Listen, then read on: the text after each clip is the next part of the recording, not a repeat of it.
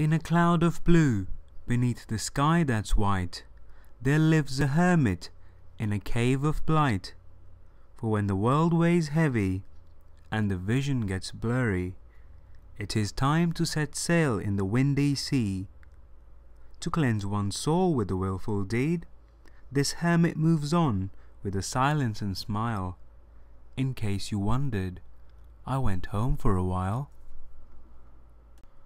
Hello everyone, this is the Holy Hermit and I welcome you all to a new video of mine. It's been a while, right? In this video we're going to be looking at new patch changes that are going to be introduced once 1.0.8 hits Diablo 3. Also we're going to be talking about new itemization changes that will be introduced sooner or later in the game itself, how they're going to affect you and me, mostly for the good. Patches have always been a big part of Diablo. Since the very first patch was launched in the game certainly has come a long way from there. It has improved from day one, and this is what we all can expect from a game like Diablo.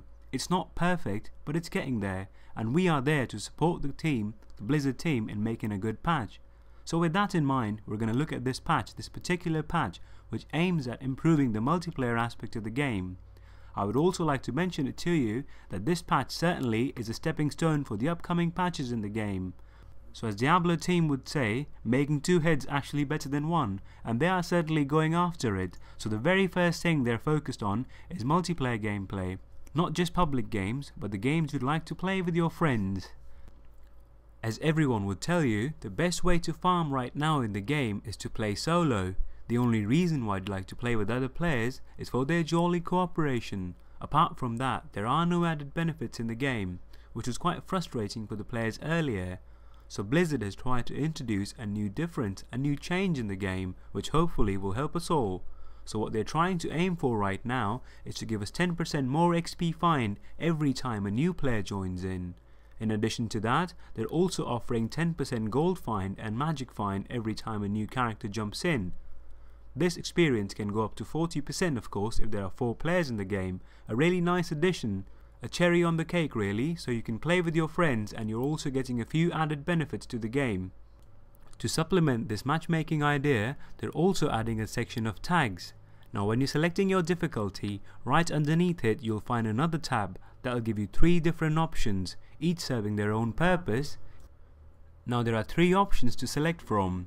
You can go for a main quest, you can prefer to brawl, or you can also go for key hunting. As far as doing the multiplayer game again, monsters also are receiving some changes.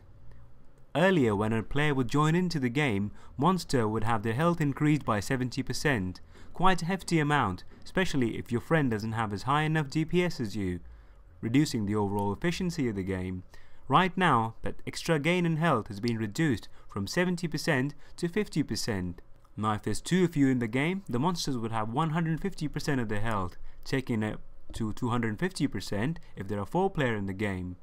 We all get tired of identifying items all the time. It slows down our farming efficiency, so Blizzard is trying to get rid of it in a nice way that we've been asking for a very long time, which is identify all. Just one click of a button will let you identify all of your items, something we all wanted from the game since the very beginning.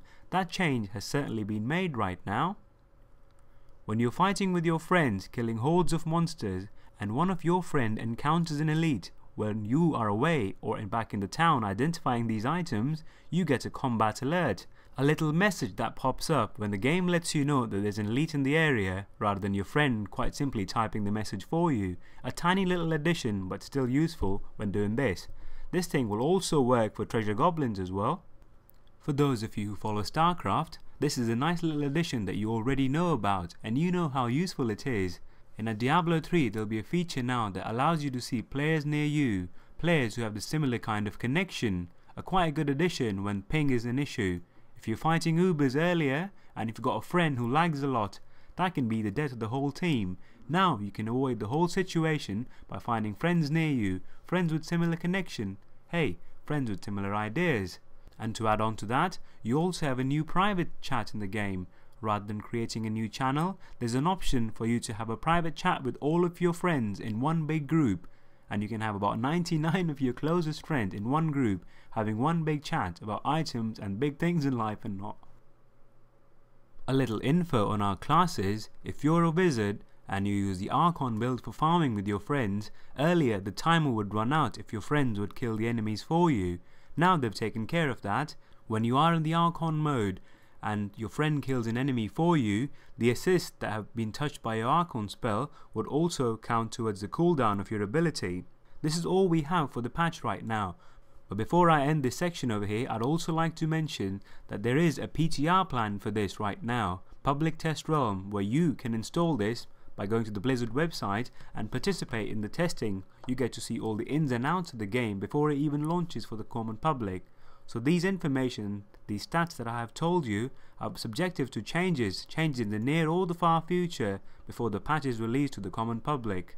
These are all the patch changes right now, but I'd like to end this with another nice little info that I have on the itemization section.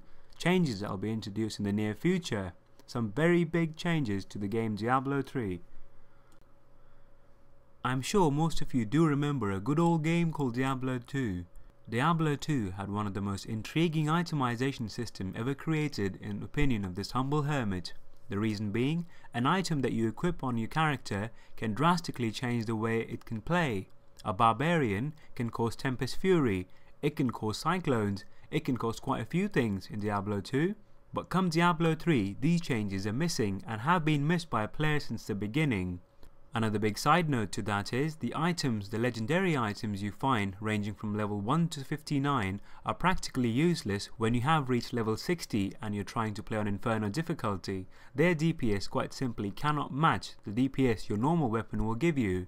That made these items useless. Blizzard is trying to change this all in a very good way, so that the items that you find, these items that you'd find on lower acts, the legendary items, can now be found on Inferno difficulty as well, where their stats are going to be equivalent to the stats of your character, that is, the item level being up to 63, opening a whole new range of possibilities. Another example then. So if you are a monk and you'd like to use a fist weapon that's legendary, there are not many choices.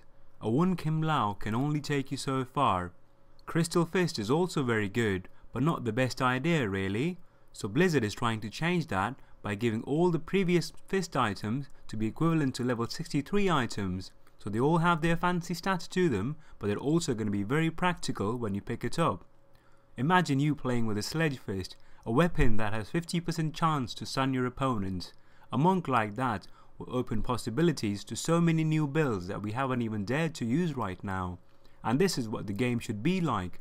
On another side note, there are going to be certain weapons that Blizzard is talking about. Imagine a weapon that allows you to summon the Ancients for an indefinite amount of time, until they get killed that is, not based on a timer, but based on a weapon that allows you to summon them and keep them with you at all times, making barbarians have minions of his own. Not minions, but companions, as in the barbarian way, still keeping sanctity of the barbarian horde of the north, but in the way of Diablo.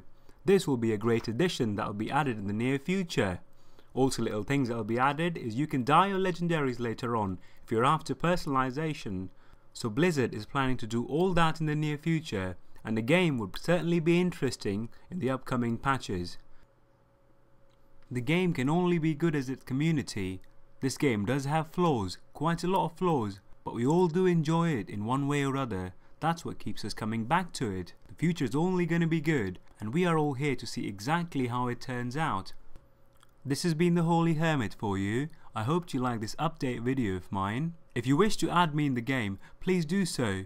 My battle tag is JAT, hashtag 2434. Just send me an in-game request and it's a lot easier that way. I promise I'll play with you. So I hope you all have a nice day ahead. Thanks ever so much for listening. I'm out now. Bye.